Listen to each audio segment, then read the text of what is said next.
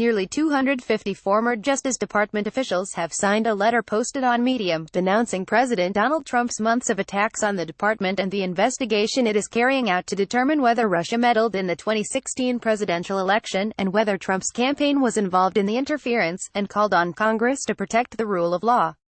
We served this institution out of a commitment to the founding American principles that our democratic republic depends upon the rule of law, that the law must be applied equally, and that no one is above law, wrote the public servants, who included former U.S.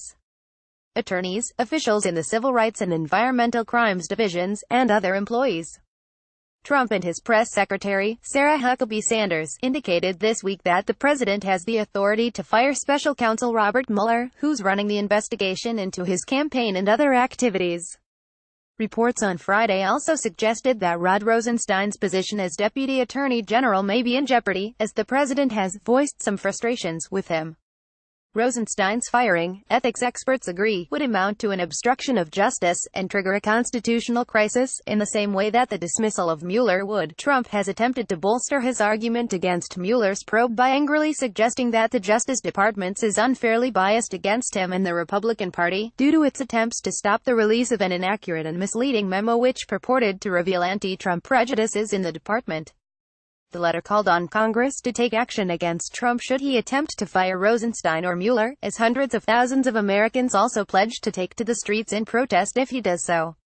We know the people who serve at the department will bravely weather these attacks and continue to uphold their oaths by doing only what the law dictates, wrote the former officials.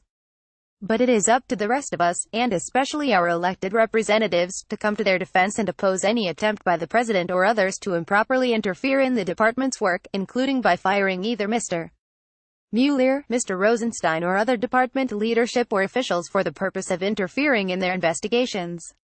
Should the president take such a step, we call on Congress to swiftly and forcefully respond to protect the founding principles of our republic and the rule of law. We all took an oath to enforce the Constitution and our laws in a fair and even-handed manner, said Joyce Branda, a former Deputy Assistant Attorney General who served in every administration since President Jimmy Carter's, in a statement.